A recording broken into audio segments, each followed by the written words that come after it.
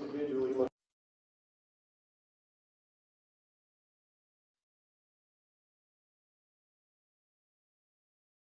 Retrofit, or that our old code will work with the new change we make to certain blocks and certain pieces like that. So with Logix Designer, now this is going to be a quick run through of some of the stuff we've added over the last few years. I will do it really quick. With the new controllers, that we've got the capability of storing all of the program data in there. So run comments, descriptors, stuff like that, in the non-volatile memory, which makes it easier to handle the to upload your code and see what you've done. We've done a lot to try to improve your time to market on different things. Come on, populate. There we go. So we've also changed the way that we look at our code. We've added another option. So we typically have this controller organizer where we look at everything based on how it's going to be scanned in a controller. So if it's going to be scanned in the background continuously, or if it's going to be scanned every so many milliseconds, or only on an event, we've made it so now you can compartmentalize your code based on what the function is. So instead of how it is being scanned, you can put it together logically. This is this part of the machine. This is this part of the machine. So I'll show you that later on. We also made it so that you can drag and drop programs and so on from one system to another, basically meaning you can build a project that you could call a library project. It's got all your different add-on instructions or your programs, and you can literally just drag them in and have it re-instance those when you drag them into your new project. So any name conflicts, it can automatically correct for you. It'll pop up a prompt and ask you, hey, these two things are going to conflict. What name do you want me to use? We also have added program parameters, which in and of themselves are a great idea. The implementation of them across your project can be a bit of a conundrum, because we added the ability to have inputs. Hello. Echo. Oh, come on, Luis. There we go. Sorry, I always have to fiddle with him. So the program parameters basically allow us to have inputs, designated outputs like we would on an add-on instruction. We also have input in outs, and then you also have a public parameter as well as your standard locals like we're used to. So the public parameters basically makes a local tag that can be seen globally in any other program. You just call it by using the backslash and then the name of the program dot the tag name. So basically each program now becomes its own UDT. So it has its own user-defined data type effectively behind the scenes. So when you go to play around with your parameters, it's nice to use inputs and outputs in your code for the purpose of being able to track next time you go to use them, which ones are supposed to be inputs and which ones are supposed to be outputs. Other than that, that's really about the only purpose I see in those for the most part, because we don't call a lot of these programs like you would in a function block. You don't just drag a function block in for an add-on instruction. You do that with an add-on instruction. You don't do that with a program. So they're called a little bit differently, so that function doesn't necessarily carry over as cleanly as some people think it does when you first start out doing it. So everybody's aware that using the inputs and outputs, use those more for future, so that you remember that this is supposed to be an input and I need to tie it to something, than actually using it truly as an input and thinking that you're going to pass data to it the way you would in like function block diagram. So we've improved that in version 24. We're on 32 now, so this is, like I said, history. We're just catching up. So we've gone and added in the extra piece of doing programs now, so you can compartmentalize a program where all of your tags are local. You can do aliasing to global tags.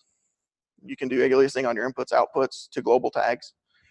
And that basically allows you to copy this one, say I've got a pump program that's designed to run this, maybe a tank that's got pumps and other stuff attached to it. Boss says, hey, we need to add a second one. You just instance that, make a copy of that program, make a new one, call it tank 2, and you add the tank, the pumps, all of it. Now you just have to go associate it with the appropriate IO. And then also make sure you interlock certain pieces like e-stops and so on. So there's going to be a few tags you're going to have to play with when you do that, but it really cuts down on the amount of time. You don't have to rebuild the code from the ground up. And then with the logical organizer, we can sort stuff by its function. So not by how it's scanned, but the actual function. So this kind of shows the difference between, so on your right, you'll see all of the way it is actually being executed. And in the middle, you'll see the logical organizer, which is talking about how the system is. What is it? So in this case, line 1, I sort all of my line 1 programs, which are very much intermingled in the standard view, which we have on the right. It sorts them into, I can sort them into line 1. So when I go to look at the system later on, once it's been commissioned, it's been working, and suddenly doesn't want to work anymore, I know that, hey, this is a line 1 problem. I can go look at my line 1 programs and not have to figure out, well, is this interrupt, or because typically line 1 is all over the place. So for those on the WebEx, there's a little bit of hand waving going on there. So we've added in Architect. So that Architect's been around. I think we're at revision 4 now of Architect when version 32 came out of Studio. So this is actually a little bit of an older slide, but basically Architect takes the ability where I was talking about having a Studio 5000 program as your library, as you drag things out of. Architect takes it one more level where you can actually build a library in Architect and drag things in. You can also, within Architect, use that to populate your HMI. So you can add in pieces to the HMI. You can also link for produce consume tags between controllers. So you can have multiple programs linked together inside of an Architect piece. So again, further streamlining the building process. So, and then IAB can export into Architect. So anybody that actually uses Integrated Architecture Builder to build their system, the more correct you make Integrated Architecture Builder, the better results are when you export it into Architect, especially like the IP addresses, since it likes to use weird ones in Integrated Architecture Builder. But that will come over. Anybody that uses ePlan for electrical schematic development, you can actually export and import between. So simplifying some of the drawing side for drafting your schematics. So then you can also, create logics and view programs, and you can export, you can correlate, you can go work back and forth between. So you can go make changes in your logics program and then come back and resync it with the system. So our Architect is a very strong tool for that. And then you can build your own library. So you've got your library. You can build your own and use it to hold all of your pieces of code, drag them into your controller where you want them to be, or programs and so on. So not just add-on instructions, but also programs. We have another tool called Application Code Manager. It is,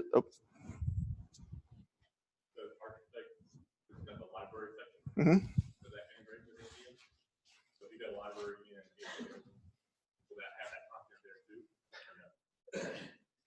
They work subtly different. So you can build them both, but you can't just take one piece and shove it in the other one. Application Code Manager requires more information. So the library within Architect basically is no different than taking a piece of code that's in another program and dragging it across. It just puts it in there and says, there you go have fun. Architect allows you to actually go in and populate names of tags and interlink tags between pieces of programs that you add in. So you need to give it a lot more data when you actually build one of those blocks in Application Code Manager. You can also link HMI stuff directly to it in Application Code Manager, where in Architect, they're going to be two separate. The big part is they're not synchronized. So what you can do in Application Code Manager, you can then port over to Architect. Because the way I usually see Architect is from a a little bit more on the end user side. So when you're done with the project and your commission, especially when it comes to the libraries, you now use that to be able to see a graphical representation of everything. You can also use it as a code generation side at the beginning part where you're taking something from IAB, moving that to architect, and that'll start your ACD file. So usually at that level, then you're now using application code manager to create your actual code. Whereas architect is only creating the structures inside of your code.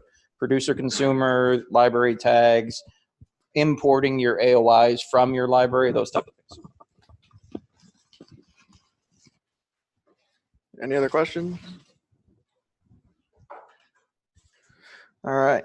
So application code manager takes everything a step further. I've got one more slide on application code manager since that is, it really is the epitome of modular programming, but it's outside of where most of us ever seem to go. So with the free version of application code manager, you can take any of the standard plant PAX library and implement it into a piece of code, into an HMI. If you want to build your own content, that is a yearly license for that, for the librarian, the person that actually manages the content. So, but that is the application code manager, but it does allow for you to be able to basically create an application, open it up in Studio, download it to a controller, and hit run. That was one of the labs that we did, was basically the blocks worked well enough together that when you put in the tag names, when you're building it, you opened up Studio 5000 only for the purpose of downloading and monitoring. We didn't actually make any changes in the code. So it does have that type of power, which is much beyond architect. So it allows for doing instances, multiple different variants of the same thing, and tying them together, and then also creating all of your HMI graphics. And it can either populate them, just dump them onto the HMI screen, or you can actually have them populate at a specific position so that your screen replicates the way that it typically is. So this is what happens when you let me design slides.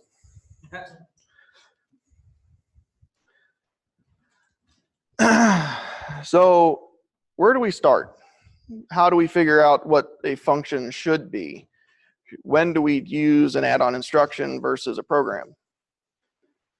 Those are very kind of personal questions as we sit down and think about how we want to architect a system and where it makes the most sense to divide it. Because sometimes you'll find that you're using maybe a few add-on instructions in a program. So you may end up compartmentalizing these or calling an add-on instruction from another add-on instruction to help compartmentalize the different pieces so you can prove out the code once and you know that it works. Now I just call it. So in a case of like a mixing tank, where do I start? Like I've got the overall unit, okay. If I'm gonna sell 400 of these, or I'm gonna install 12 of them or something like that, maybe I compartmentalize the entire system at some point. But trying to do that directly is kind of like eating an elephant. That I got my fork, but it's gonna be a while. So we can break that down into little pieces. All right, so we've got this tank, this mixing tank, but we also have pumps, we have valves, we have these assemblies that we want to control. So we break it apart and say, okay, well, what are these functions or assemblies that we want to look at? And then all the way down to individual components. So we can look at compartmentalizing a function. We can also compartmentalize components. Two different schools of thought. They're different, completely different. You don't typically compartmentalize functions and components because sometimes you end up with a little too much modularization. It ends up being a little too difficult to implement sometimes. So sometimes you only compartmentalize one. Sometimes and sometimes you end up with a function that is made up of a bunch of components, and you do it that way. There's also different ways of doing control. So when you stand back and look at the overall system, you've got a couple different methods. The method that a lot of people typically use is I've got the main control system, the control layer of is actually owning every function in the machine. Tells it what to do, doesn't do anything else until that's done. It does, and errors off of that, and so on. There's other schools of thought that basically says let each function know whether or not it can run, and then send it a request to go. So your overall architecture says, am I allowed to run? And if I am allowed to run, go do this. And then at the next step, it tells something else to go do that and waits and makes sure that it's done before it moves on, but doesn't actually get down into the individual control of the system. So basically setting a bit to say turn on the pump, and then won't move to the next step until the pump is running. So once the pump is running, it moves to the next step. And that's your supervisory system, can be as simple as that. So depending on how you architect your code, you can go both ways. So sometimes when you get into breaking down the code, it's how do you want to pass the control down? So again, there's multiple different ways out there. There isn't necessarily you should do it this way. Because you can do it multiple different ways depending on how your machine works. If it's a very sequential system, you may want to break it down into where the devices do their own thing. If it's everything has to work together and there isn't really so much of a sequence, step 1, step 2, step 3, you may want to have the machine operate as a complete unit as compared to the subroutines doing their own thing. So does that make sense? Getting a bunch of nods, so apparently I'm doing a decent job. So the next step is to AOI or not to AOI? It's too bad I don't get to drink anymore. These would be even better. So, and you can tell I was also a little hungry when I wrote this. So the AOIs are great. They work really well, but there's a few limitations to them, and one of them is you can't edit those online. You have to go offline to change them. Now there's a few people in the room that I know that have systems that can't go down, and if it can't go down, how do I change AOI? You know, especially if I realize 2 months down the road that I thought I proved it out, but I didn't. And so now it's like, I got to take it down to fix it, but I can't take it down because it's running. So you end up in a situation where you're trying to rebuild code, build a second AOI, leaving the first one in there, trying to make the second one be okay, or build a little routine that you can use in place of it. So AOIs are great as long as you prove them before you get out into the situation where you can't modify.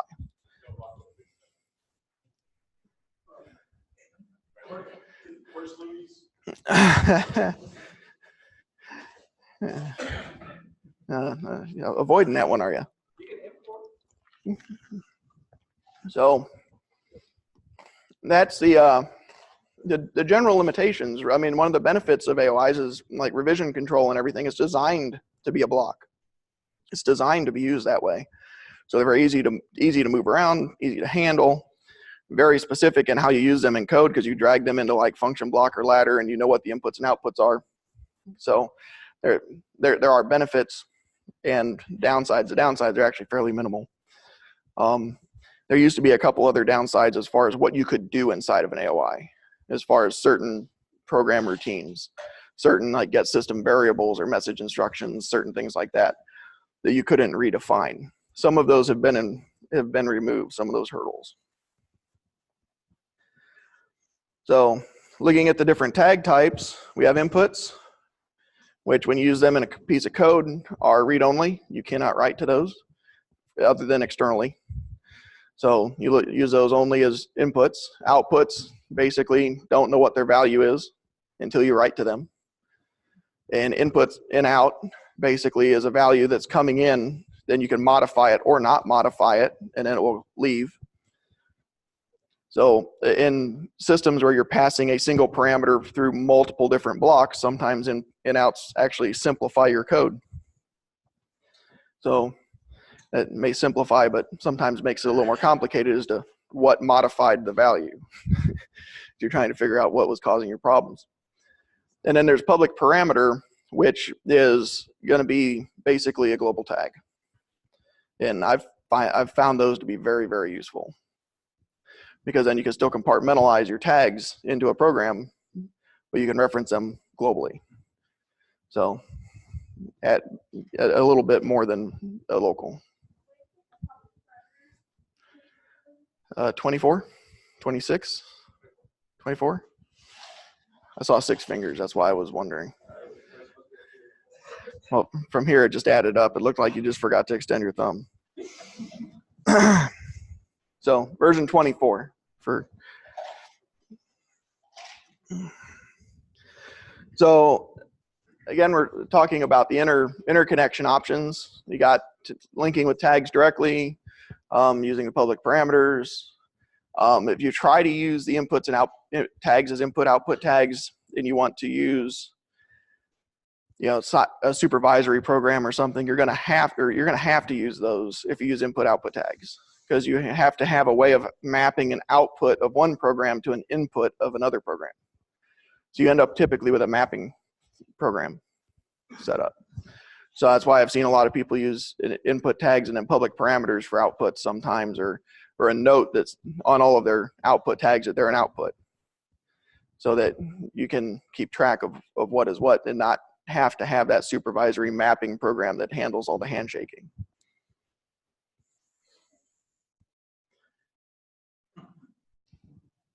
So for those of us that play in the OEM world where we're building the same machine that's exactly the same, except, every time the boss comes down, yeah, it was just like this one, except.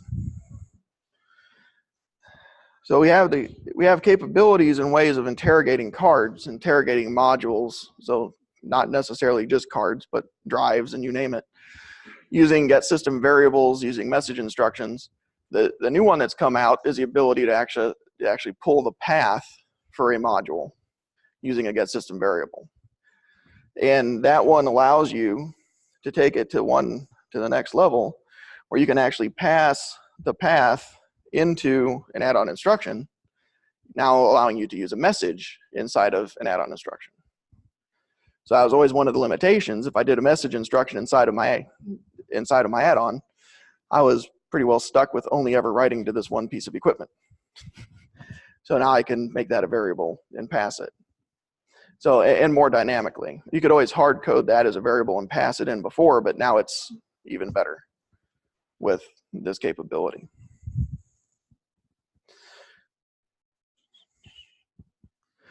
So now that you can access that, you just use a piece of code just like that. So for those that want to inhibit a module programmatically, so I'm building the same machine except, typically I built a program that'll have every possible option, every possible combination. That way I'm done, and all I have to do is configure whether I've got this card, this module, this drive. And so if you wanted to turn off a drive, well, the code still stays there for it. Programmatically, you just don't run the code for it. You just say, okay, we're not worried about that one. But what do you do for the module, for the actual drive itself? You'll get that flashing IO light because it's physically missing because the customer didn't pay for it because they didn't want that option. So you can go in there and inhibit that using the code. So simply writing a value of 4 to the mode will inhibit a module using an SSV. It is as simple as that. If you ever want to uninhibit it, write a 0 to it. So typically when you're doing OEM style machines and you're building the same thing, you typically build an HMI screen. That's the first screen to pop up that says, what am I? I am this type of machine. What options do I have? I've got this option. And then it goes in there and turns on and off all of those bits the way you want them. Then your cards are configured. You know what, it knows what it is. Your IO light goes solid green. It's nice and happy. And then you hit a button saying I'm done with configuration, and that screen, you can make that screen hide itself so it never comes back up, so that your customer never sees it and starts messing about with what different options the machine may or may not have. And you can set that multiple different ways, but basically make it so that once that comes up and you hit I'm done with it, the bit that allowed all of that code to run will never let that code run again. So there's plenty of ways to backdoor your way into allowing that bit to turn back on. Different, hit this button, hit this button, hit this button. I've written a couple of those in a previous life. There were 20 buttons deep. You had to go to 20 different actions on the HMI in a certain period of time, and it turned that function back on. And made it long enough they couldn't write it. It was fast enough they couldn't write it down, and long enough they wouldn't be able to remember it. Yeah. So one of the other topics we were talking about was alarming. So we've come out with this new way of doing tag-based alarming. So for everybody that's ever done anything on the alarm side, we've got a couple different methods of it. And it's basically you're either continuously polling the controller for alarms, or you're using the ALMA, ALMD functions inside to push the alarm to the factory talk alarm and events.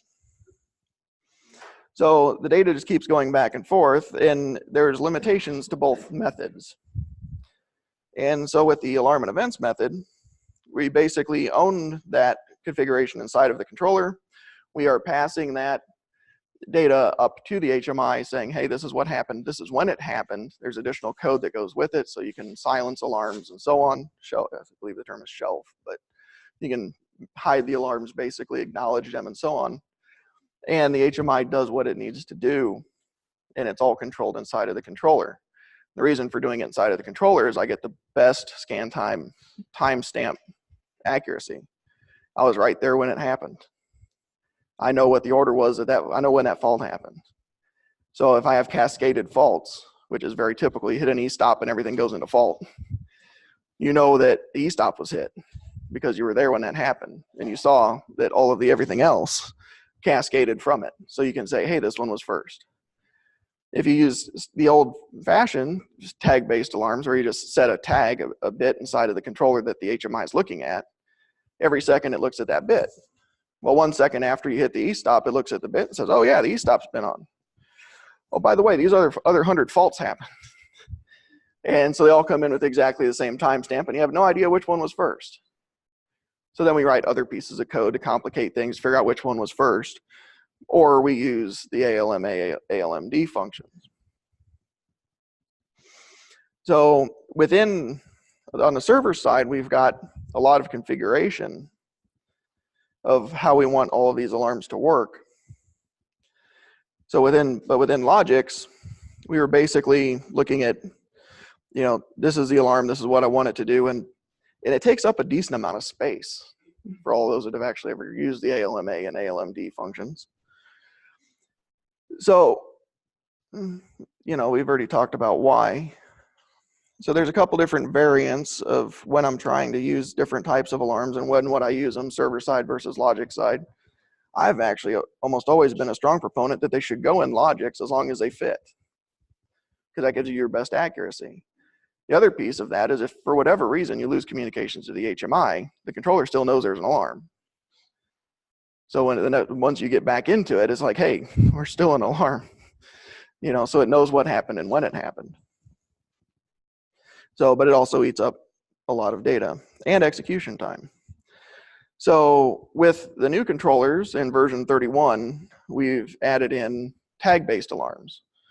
And basically they have really the core functionality of the ALMA and ALMD alarms, but they're more compartmentalized and optimized and sit off to the side and use a different function of the memory.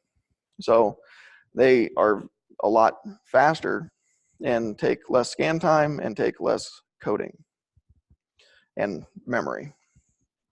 So with these, you configure them. So you'll end up in Studio 5000, you configure your alarms. You can set them up, you can set up groups, you can set what tag they're going to, what class, and so on, the same way you would any other alarms. And use them, and they all get passed up. So the only limitation right now is you're using either Factory Talk View SE, or you're using a Panel View 5000 with version 5 or later. So those are the limitations with using the advanced tag-based alarm.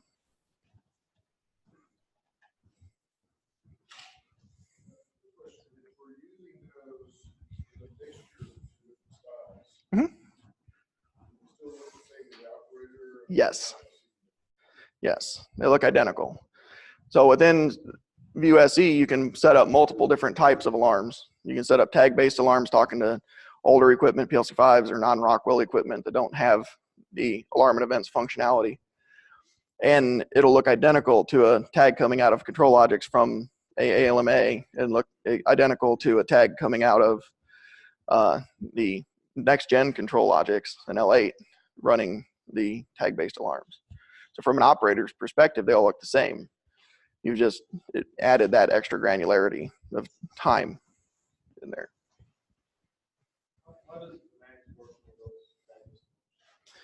Purely tags.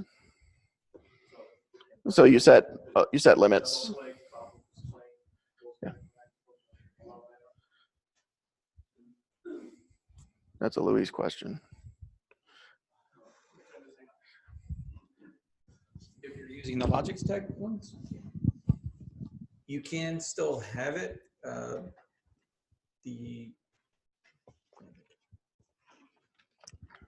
I haven't seen the path, but the option on how you would set it up. So the question is if we can have the Logix tag base and the HMI tag base interact the same way, because there's a little command line there that you can make it so it pops up.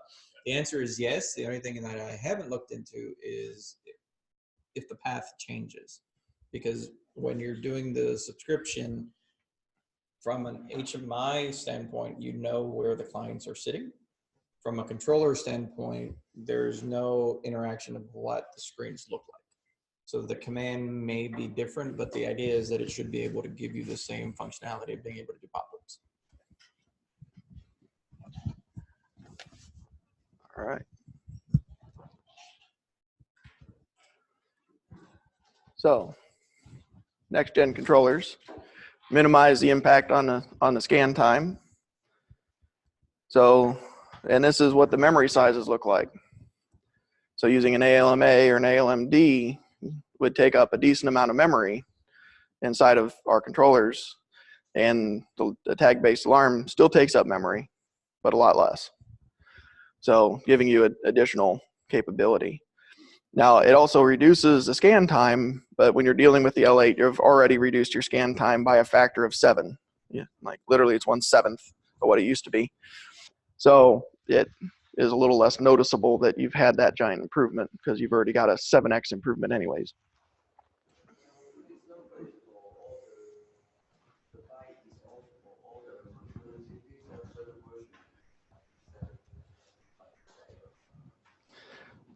So the size of those is the same regardless of which controller.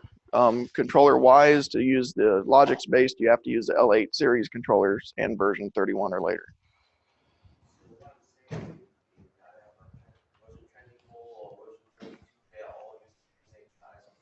Yes.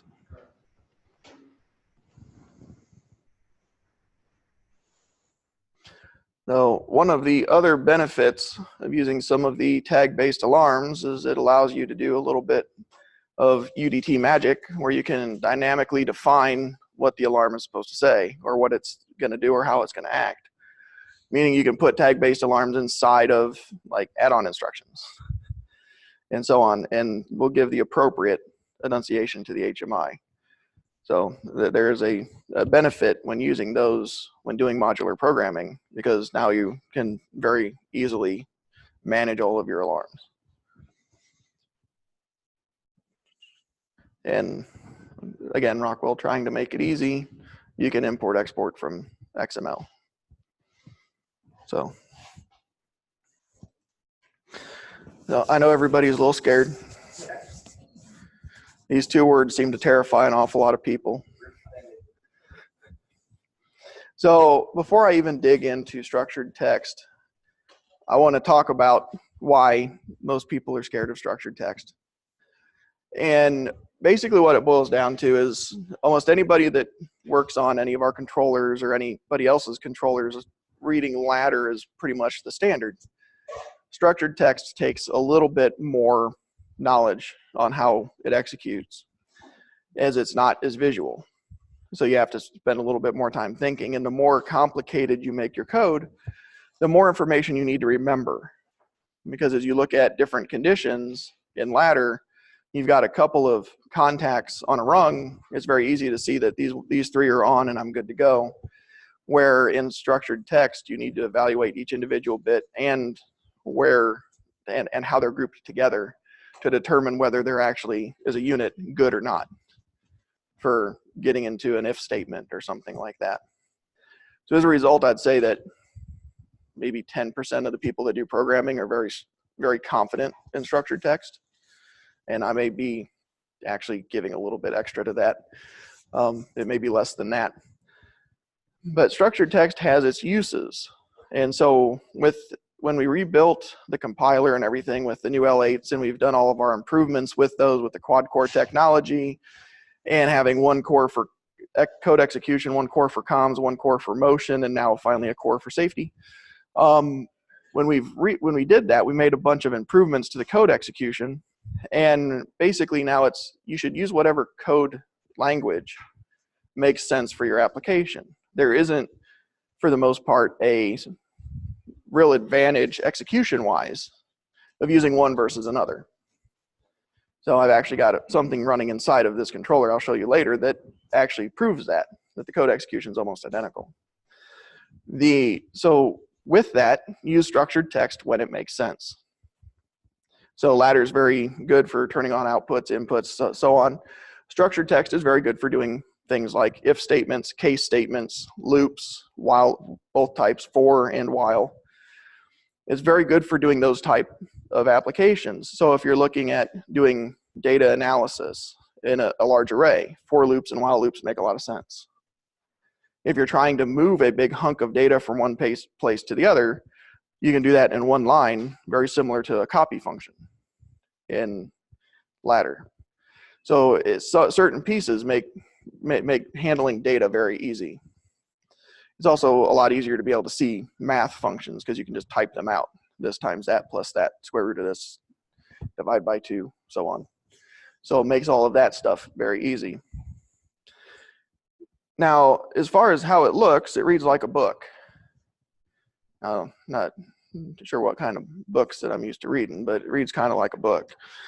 So it's very much left to right, kind of runs the way that you would look at anything. And so we have different functions within there, but basically starting on line 29, you have if something, and assuming it's true, then I will do the thing underneath.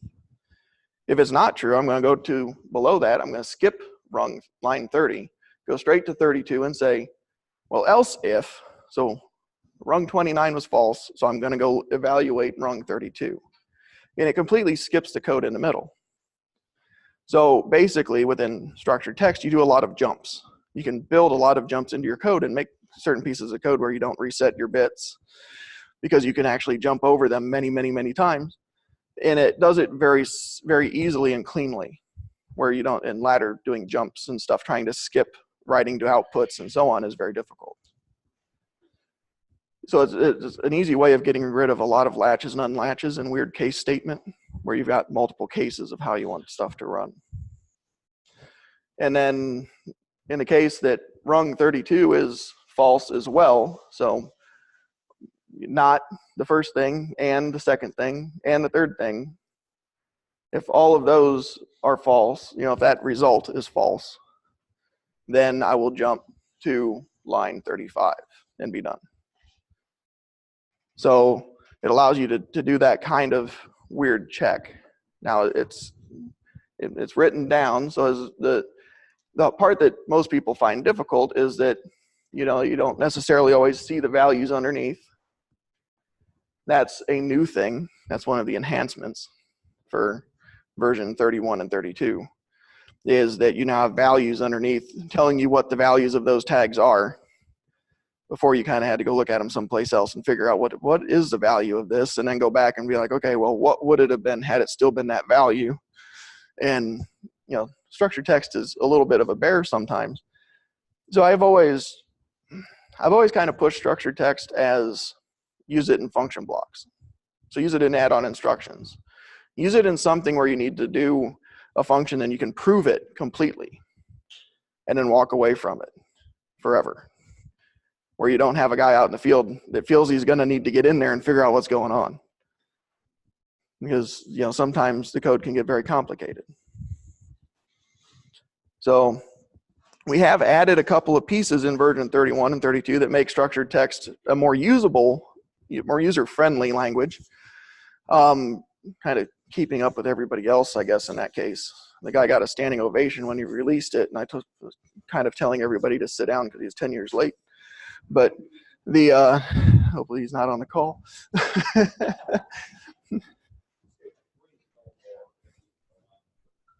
So that is showing whether there's been a change. So that is another new function, showing whether there's been any changes in that piece of code. So any other, I've got like 15 pages of structured text. So we've added in the function to show the line numbers. That was something we didn't have before. That makes things very, very simple for being able to figure out where your problem is when the error code would spit back that's on this line and you don't have a line number to go to. So we have line numbers now. I believe it is, but it's there if you ever want to turn it off and make it invisible, I guess. We've changed the syntax highlighting. So it shows a little more directly what tags are working, what ones aren't, where your problem is, as compared to just highlighting everything. Absolutely. Yeah, so yeah, absolutely. So you can cross-reference any tag from one to the other. So we've added in some better descriptive tools. Anytime you call a function within structured text, you have to put in the parameters for it and knowing what order to put the parameters in. Typically when you do that in ladder, you drag a move function in just for the sake of one that we probably all know. It's got, you know, 2 parameters in it, parameter 1 and parameter 2, or in Rockwell speak, 0 and 1. And so we've got these 2 different parameters. We need to put them in the right order so things go in the right place. And the same is the case with all of our instructions in structured text, but sometimes we forget because we don't know what the order was of all of those parameters off the top of our head. And you spend 4 hours playing around in the help files trying to figure it out. We've simplified that so that it will show you what they're supposed to be. And so in the case of like the find, you've got 4 different elements there, and you have to put tags in for each one of those elements, but you don't really know what they are off the top of my head. I don't know what order the find functions are, but by highlighting it, it tells me that the first element is going to be what I'm searching, my source, my second element is what I'm searching for, my third element is my start, and my fourth element is my result. Tells me right there, just holding it over.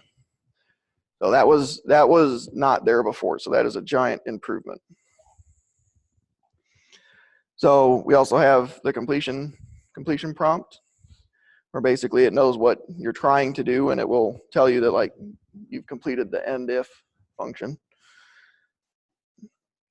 And then it changes to the verify bar. So if you make any change detected before you have verified it. So to your case, what the yellow and green bar are, if you make a change to the text, simply adding a space probably or something like that, or change something, and you haven't hit the verify button yet, it's going to be yellow. Because at that point, you don't necessarily know it's going to be good until you actually have done the syntax check and make sure I didn't forget a semicolon or something crazy like that. And by the way, the end of any instruction in structured text ends with a semicolon, for those that don't know. So we've added in code snippets, which basically allow for people like myself that forget sometimes when I'm doing a for loop, how do I put in a for loop? Like the for part's easy and the do part's easy, but the for this equals that to this by that, for I equals 1 to 10 by 1. So I want to go I equals 1, then 2, then 3, then 4, all the way up to 10. That part gets a little like, how was that supposed to go again? So I either have to go find another piece of code where I did it or go search the help files for 4 hours and then I'm good. So this allows for basically you start typing in an if and it will finish it for you. So it lets you know what other pieces. So when you start typing in for, you then just keep hitting the tab key and it will start adding in all of the different snippet so that you can see on a for loop, I want to take I, my counter, and I want to have it equal to my initial value and go to my final value. And you can also add in a by and what your increment is supposed to be. So if you didn't want to go by 1, you could go by 10 or 12 or 2 or whatever your favorite number is.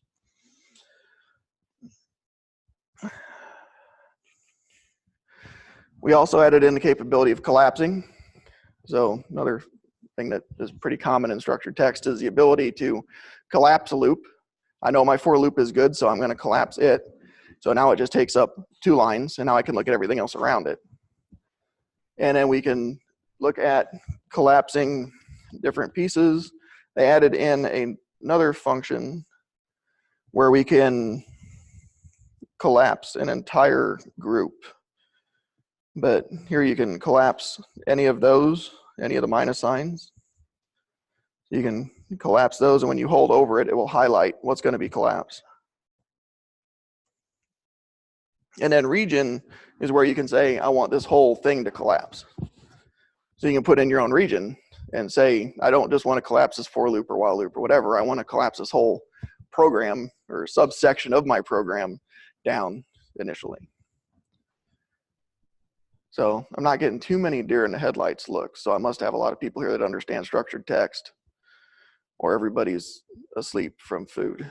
I think it's more food induced. We added in zooming capability. And then you can also do a multi-line select, but not just a multi-line select in the whole thing, but you can actually select individual elements at the beginning.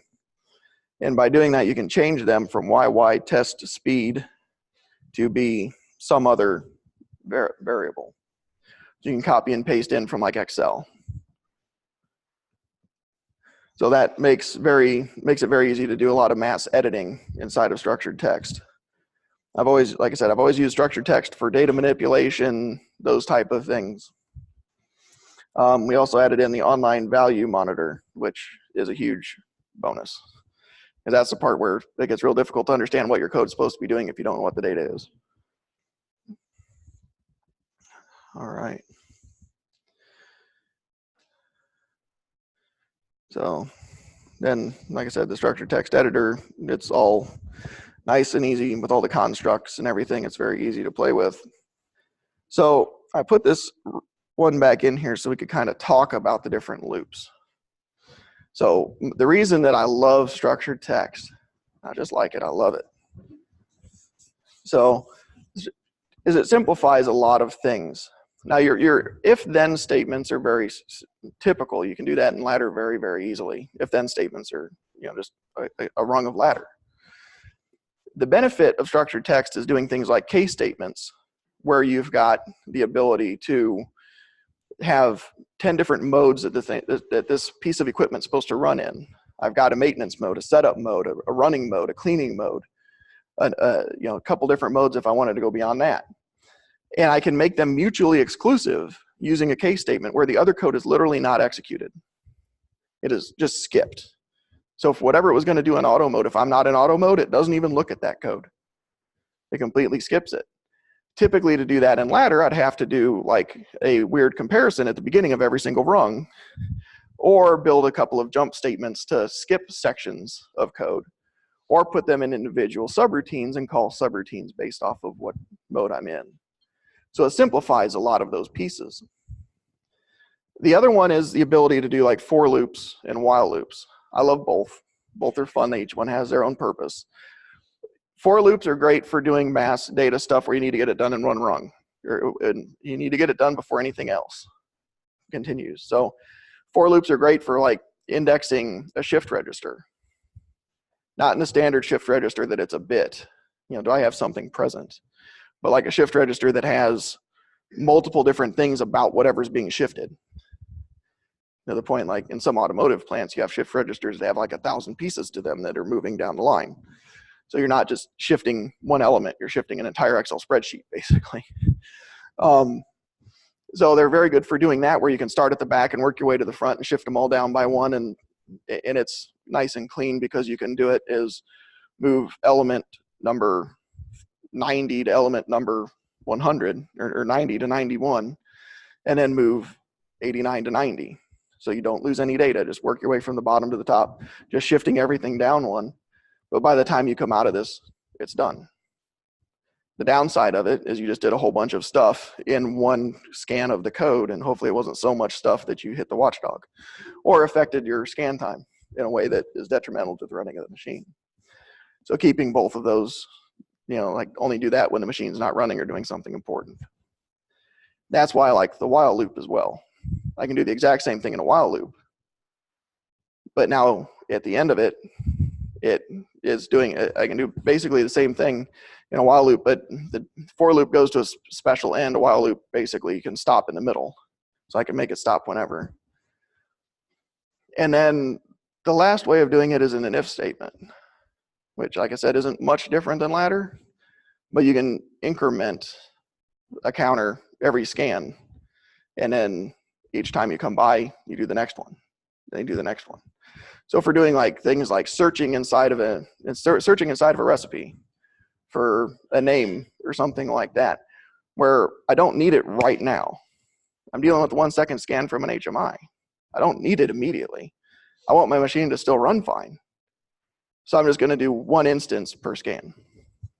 You can do all of these functions can be done in ladder, just not in that clean of a format. So you can do any of this stuff in ladder, and people have been for years. It's just one of those when you go find that piece of code that somebody wrote and you look at it and go, this is going to take a couple of days and a beer, you know, for me to understand what this means. You know, it's like, okay, I know that he's doing something here, but I don't know what it is. So, any questions on structured text?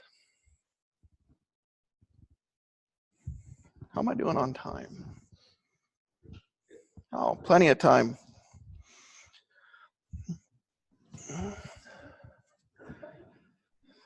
Again, this is what happens when you let me design things. So one of my little side hobbies and things that I enjoy is finding all of the places where we go wrong. And because I typically sometimes every now and then get a phone call from a customer saying, well, this isn't working the way I thought it was going to work. Or why is this not working? And there's a lot of different reasons. Some people copy code from one system to another. Sometimes you go from a PLC to a PAC. Our control logics and compact logics are PACs, which do communications asynchronously. And so when you write to an output, it basically writes to it immediately, and you end up with weird little anomalies where sometimes, you know, in a PLC, you would write to an output, you'd move a value to an analog. And at any point before the end of the scan, you moved it to something else, the last thing would win. But in our control logics and compact logics, you'll get weird blips because it's going to write the one value and then it's going to write the next. And so every now and then there'll be enough of a delay that the output will, you know, it'll actually accept the previous value and have time to act on it. And and it's, you know, those type of weird things. So in that effort, we've got reels. So I actually pulled this from a tech note. I don't have the tech note number memorized, but I pulled it from a tech note that basically goes into telling us about reels and so on. But a reel is a floating point, which is 32 bits, and of that, a certain amount of that is data, the actual number, and the rest of it is the exponent. And in a 32 bits, you only have so much real estate, which basically means you only really have 6 significant figures within a reel. Which means if I want to add 1 to 1,000,000 and I do it with a reel, it may not change. I may just stay at 1,000,000. And I could add 1 to it 1,000,000 times and still be at 1,000,000 because I'm within the round off error. I can't add 1 to it. There isn't enough granularity. So at some point that happens.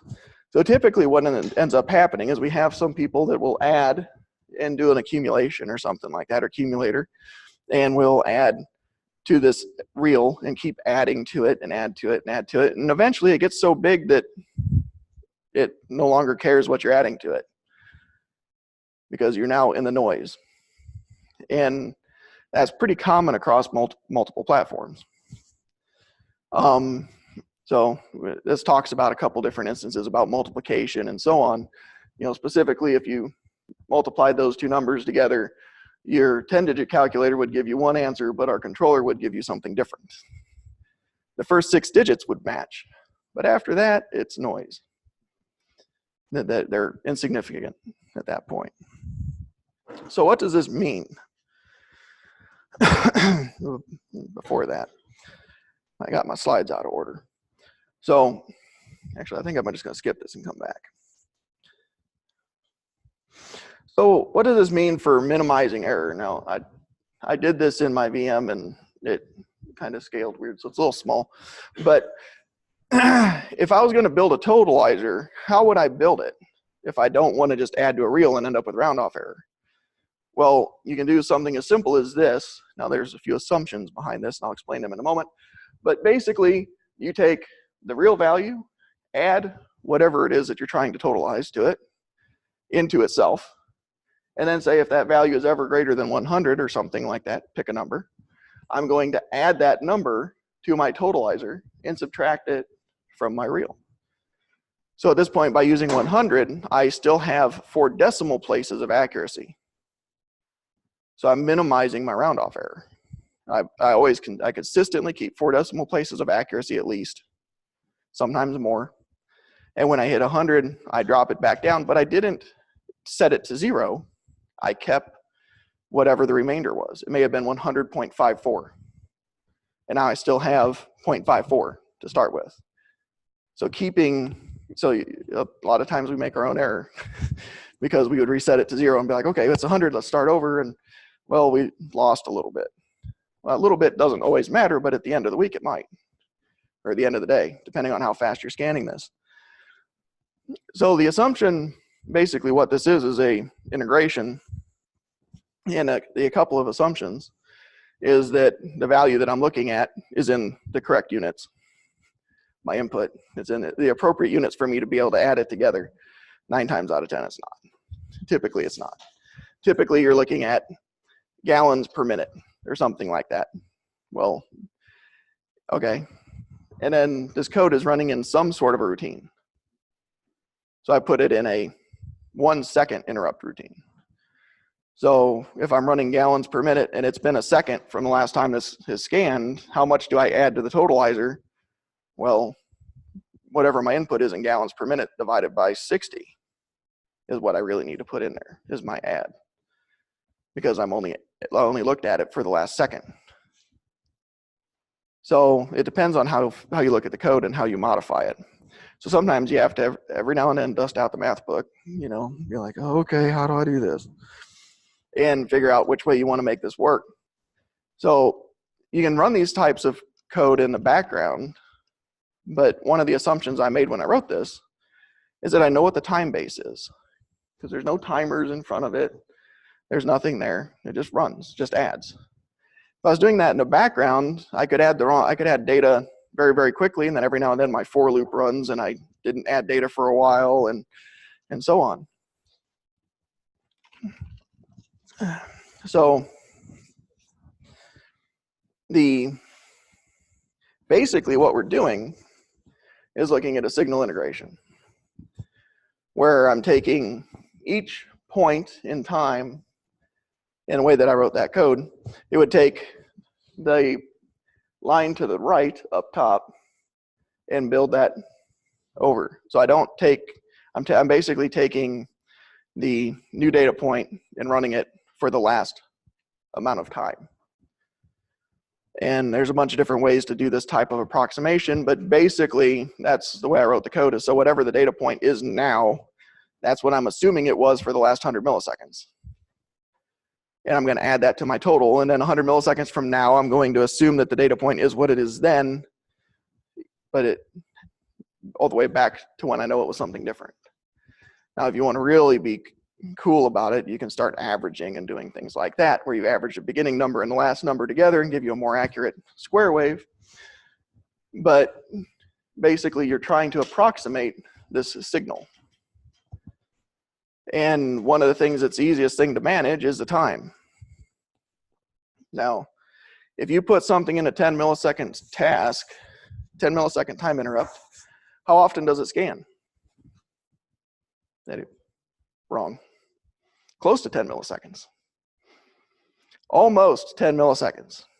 It doesn't necessarily always scan at exactly 10 milliseconds. You know, and anybody in quantum physics would tell us that 10 milliseconds is never going to happen. We'll be close, but we'll never quite be there.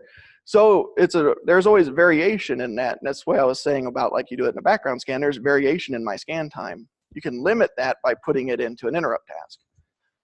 But if I have, for the sake of argument, half a millisecond of time variation between when my task is going to scan. Sometimes it might be 9.5 milliseconds, sometimes it might be 10.5 milliseconds. It'll typically be closer to 10. What happens percentage-wise when I try to run that code at 1 millisecond? I do it in a 1 millisecond interrupt task. Now with a half a millisecond of error. So I may be more accurate in that my steps are smaller, but now I'm less accurate in that my steps are now variable length,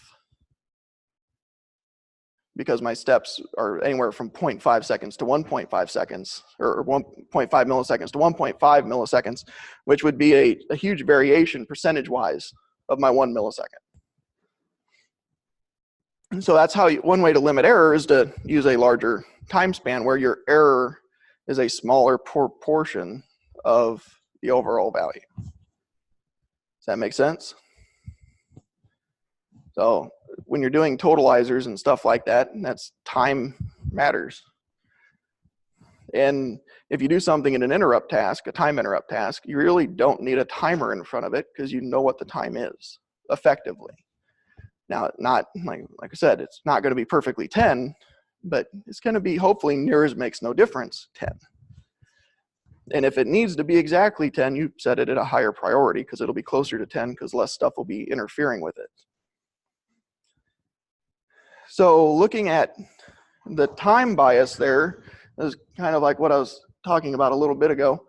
We've got the variation in this time, the 10 milliseconds. It's not always 10 milliseconds. Sometimes it's 9.5, sometimes it's 10.5.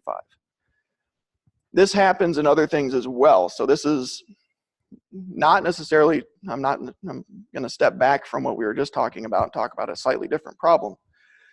When we talk about comms, communications, we have complete control over what's going on inside of our controllers. If we have a race in there, it's our own problem. We didn't mean to make one, but we made one. But externally, when you send something out to another controller or something else and then expect it to come back, or send it out and you want it to get there at a specific time, you know, the easiest one is watchdogs. So I'm going to do a communication watchdog. If I don't have communication between my two controllers for 1 second, I'm going to cause an alarm. All right, well, how do I do that? Well, every half a second, I'm going to change this bit from 0 to 1 on one of my controllers and expect the other one to see it, and then send it back. So, okay, half a second update on a 1 second time, that I should see that. Well, no, not necessarily. Because let's say that you were at 0. Half a second later, it went to 1. And not quite half a second later, it went back to 0. Well, there's your 1 second. You just sent the message across to the other controller saying, hey, here's my new value at 1 second. It's still 0. So you have to invert that, basically, and make it so that you're sending the data faster than the pulses. And you have to be more than 2 times faster. Because if you're exactly 2 times faster, where I'm sending data every half second and my data updates every second, there's always a possibility that you can make an oops. You have to be at least 2 times faster. Because if you're sending data every half a second, I miss it on the front end, I see it in the middle, I miss it on the back end. But the next one's seeing it for 3 times. But if I have any other issues in there where typically most people have this built on top of something else, where I'm looking at another piece of data that's being handed back and forth, and suddenly you end up doubling that. I always say at least 2 times. If you do it exactly 2 times, you'll most likely see the data.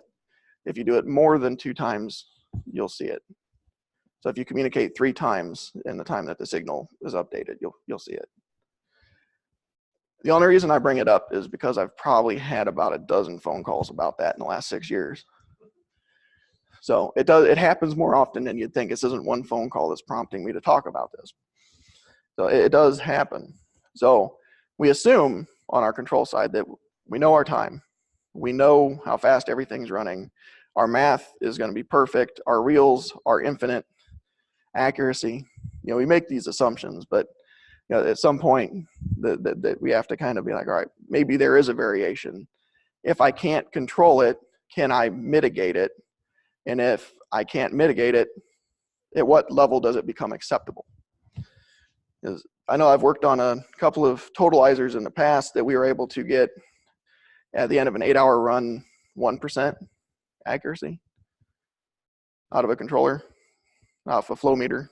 So my controller running the raw data out of the flow meter compared to the actual totalizer from the flow meter was within 1% at the end of an 8-hour shift.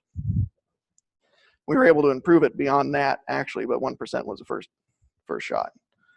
So there's ways to do it.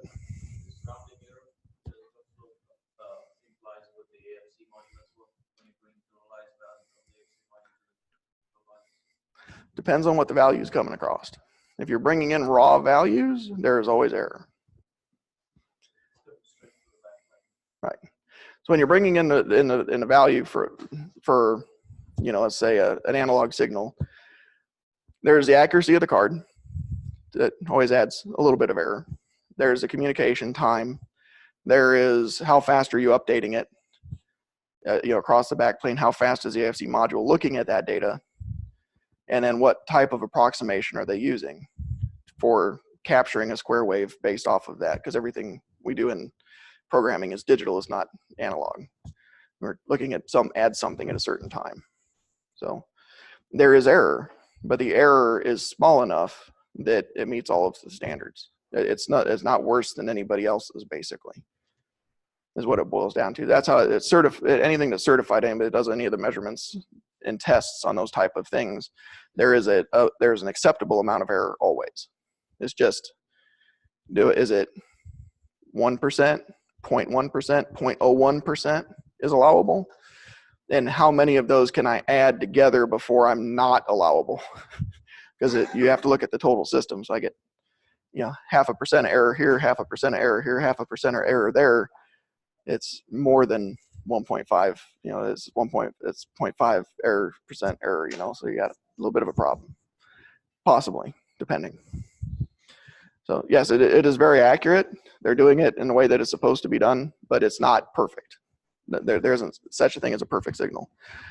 So the reason like I said, I accidentally put the slide in the wrong spot, but I come back to it. Version 32, we added a little bit of new 64-bit math. So we've also added in a couple unsigned integers and so on. The benefit of an unsigned integer is that if I'm using it to count how many containers I've run through my machine and I'm using an integer, I get to 32,767 or whatever, and it suddenly goes negative. And it's like, how do I run negative containers? And it's one of those, you use that as a totalizer and you just forget that, somebody forgot to reset it.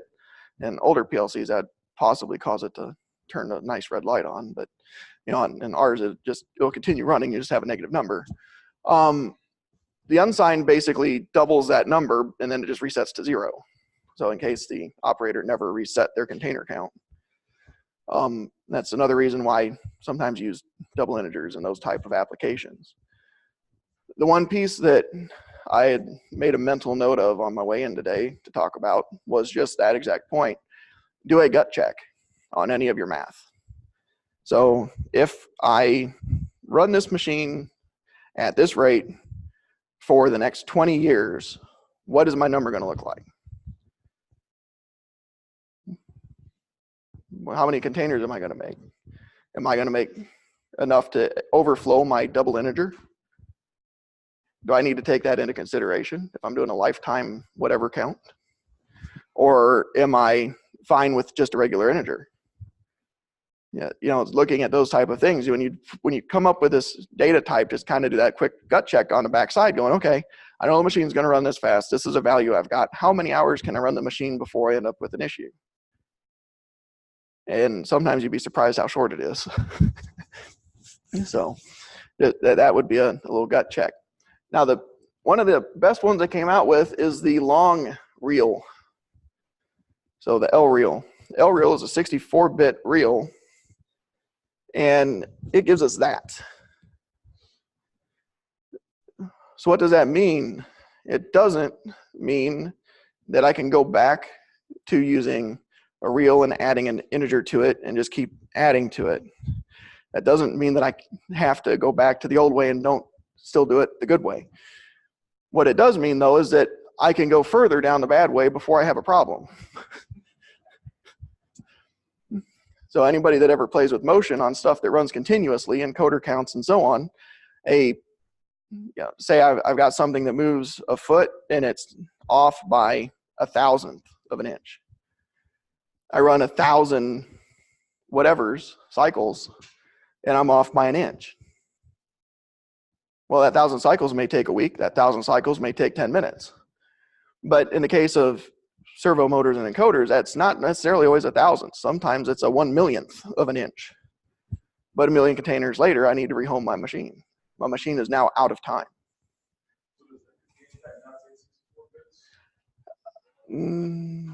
I don't think every data type does 64. I don't think every math instruction supports 64 yet. I'd say still use it sparingly. You use the L reels where you need them. This is a version 32 thing. So use them where you need them, where you need the accuracy. Because for the longest time, we didn't have them. We didn't have these 64-bit giant numbers. So, right.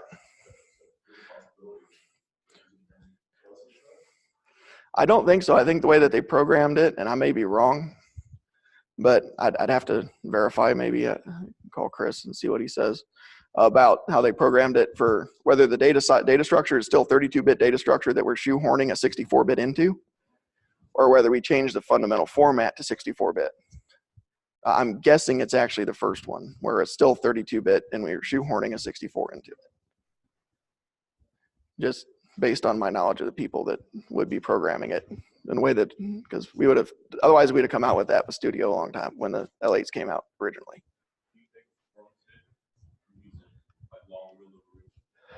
You're doing twice as much data calculation, comparison, conversion, so yeah. Well, when you're using an L8, everything is very, very quick, so it's going to be twice as much time of very, very quick, so maybe.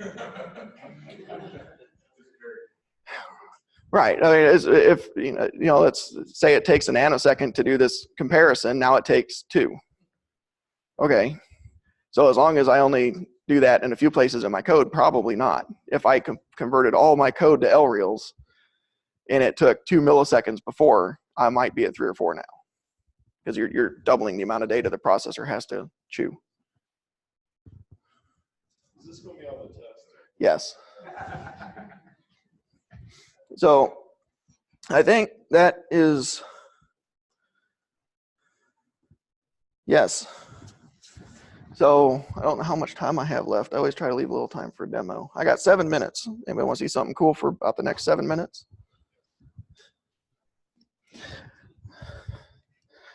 Yes, duct tape. My friend, duct tape. So I've got this next-gen compact Logix down here, which has the same horsepower, the same processing capability of an L8 control Logix. And it is running all these different types of compute and functions. And I've got basically right here all of the different types of functions, programming languages. So once this lets me get online, which I sure hope it will, Oh. Come back. It's a 5380 compact Logix, so it's running the quad-core processor. It's one of the new gen. So if I was to do a monitor on this structured text, they did the exact same code basically in all 4 of these languages.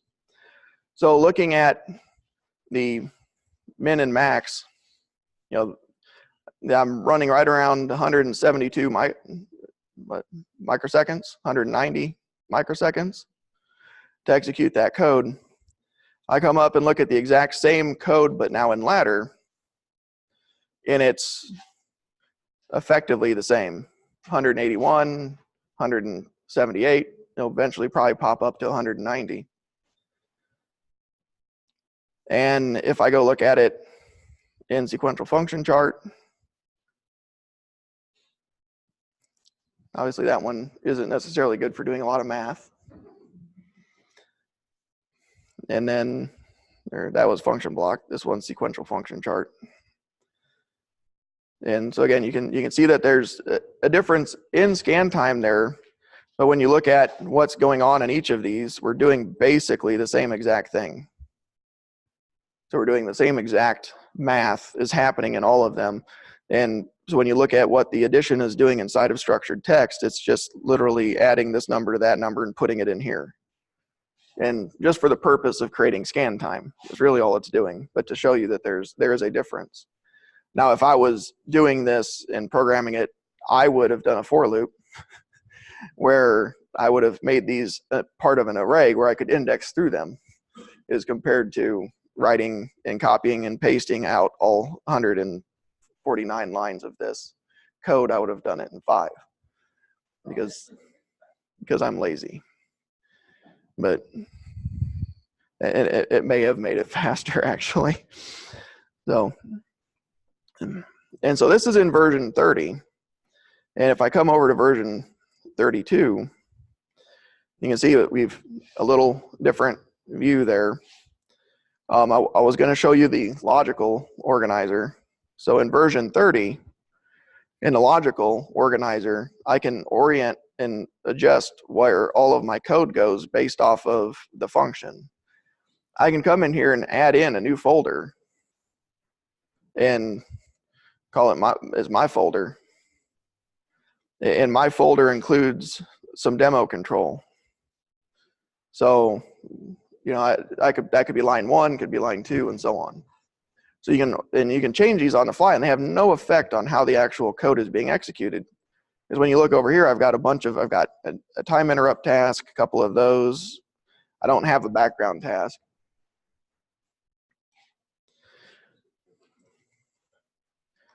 So, and then, like I was saying, so over here I was doing this in my background task. So the way I would fix this totalizer for running it in my background task is I would add in a timer and say when that timer is done, do this. Now, keeping in mind that a timer takes 1 scan to reset.